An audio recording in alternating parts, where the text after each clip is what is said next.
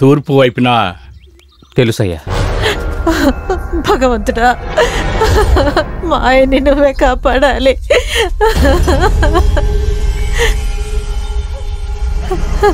దేవుడా, ఎందుకు ఇలా జరిగింది? అయ్యో,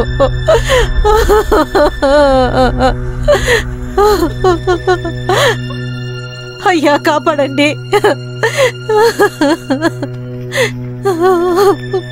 అక్కడ పడుకోబెట్టండి.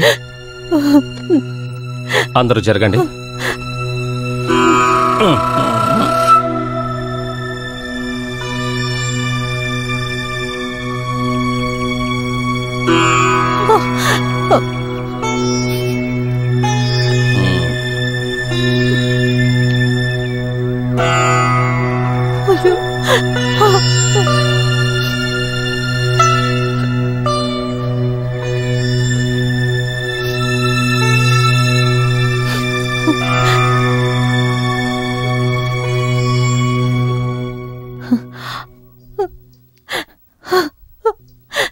విషపాము, అనుమానమే లేదు. దయచేసి మా ఆయన్ని కాపాడాలని వైద్యులు గారు. కట్టెలు కొట్టడానికి అడవికి వెళ్లారు. అక్కడ ఏం ఖర్చిందో తెలీదు. మైకం వచ్చి పడిపోయినప్పుడే చూసాం. తెలుసు, ధైర్యంగా ఉండండి. పరమా, అయ్యా ఆ మందు తీసుకొనిరా. అలాగనయ్యా.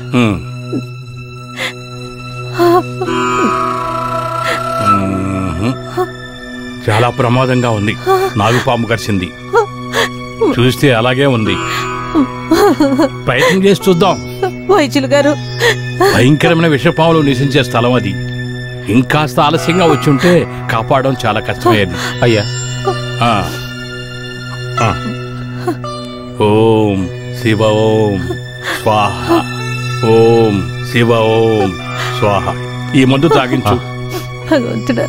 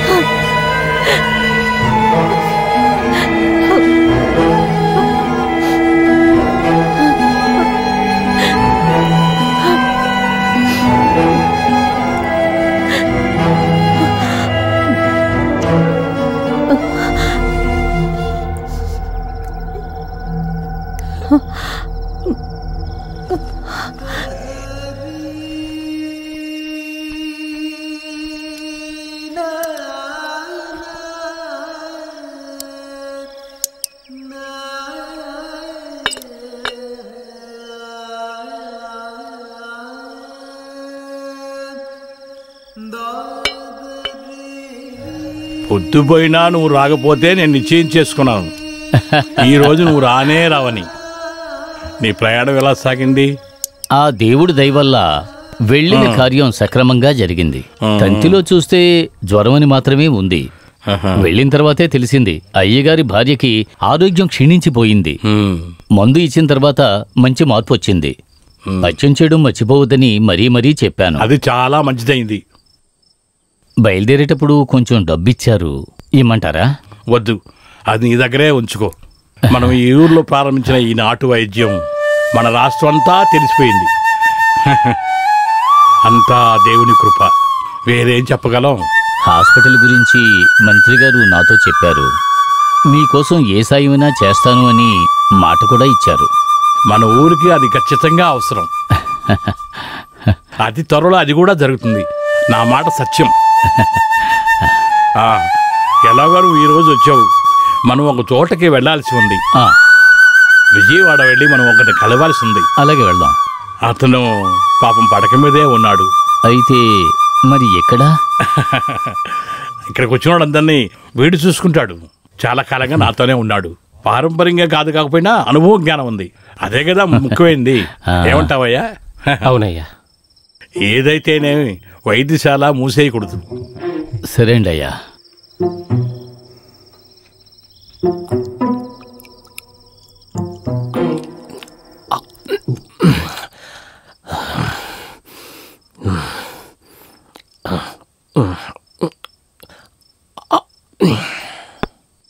అనుభవ జ్ఞానం అంట. ఈ పరముకి ఎవరు దయ అవసరం లేదే. చేతిలో డబ్బులుంటే గనక నేను ఒక వైద్యశాలని మొదలుపెట్టుంటాను. తప్పకుండా నాకు ఒక రోజు వస్తుంది. వాడిలాగా వైద్యం చదివినోడ్నే కదా నేను కూడా. మీరు అలా మాట్లాడకండి. వాళ్ళు వేసే అన్నమే కదండి మనం తింటూ ఉన్నాం. ఊరికేం కాదుగా, పని చేస్తున్నాం కదా. ఇక మీదట అలాంటి పని నాకు అక్కర్లేదు. ఇలాగే సాగితే జీవితాంతం వాడికి బానిసగా ఉండిపోవలసిందే. మందులు నూరి చెమటలు కార్చి తిట్లు కాస్తూ వాళ్ళు ఊసేది తుడుచుకుంటూ మిగతా జీవితాన్ని నేను జీవించలేను. నేను పని చేసి ఇంకొకడు సంపాదించడానికి నేను అనుమతించను. దీనికి ఎటువంటి ద్రోహం అయినా సరే నేను చేస్తాను.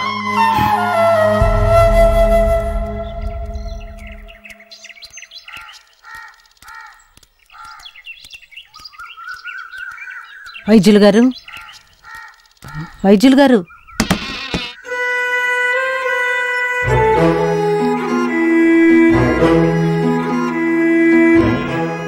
మందైపోతే తిరిగి రమ్మని వైద్యులు చెప్పారు.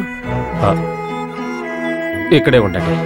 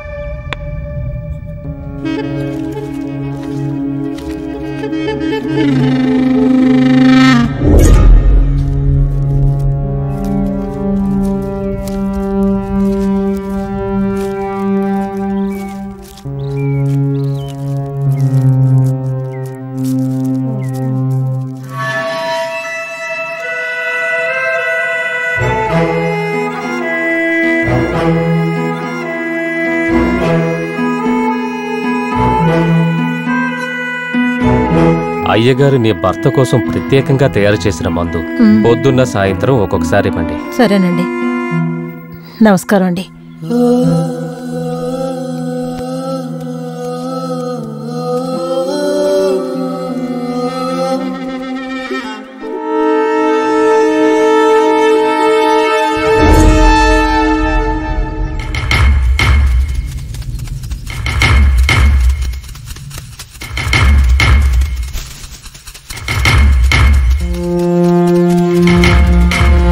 అయ్యో, ఇంత అన్యాయం జరిగేది నా తండ్రి.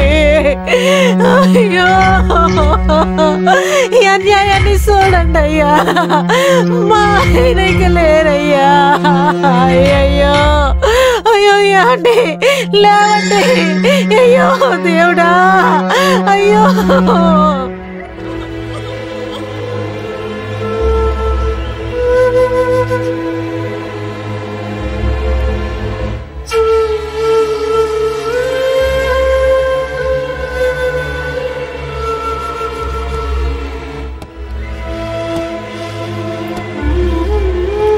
ఏమయ్యా, ఏమైంది? అది హత్య అయినందువల్ల బాడీని పోలీసు వాళ్ళు తీసుకెళ్ళిపోయారు. అందరూ అంటున్నారు మన మందులోనే విషం కలిసింది అని. నేనది తట్టుకోలేకపోయాను.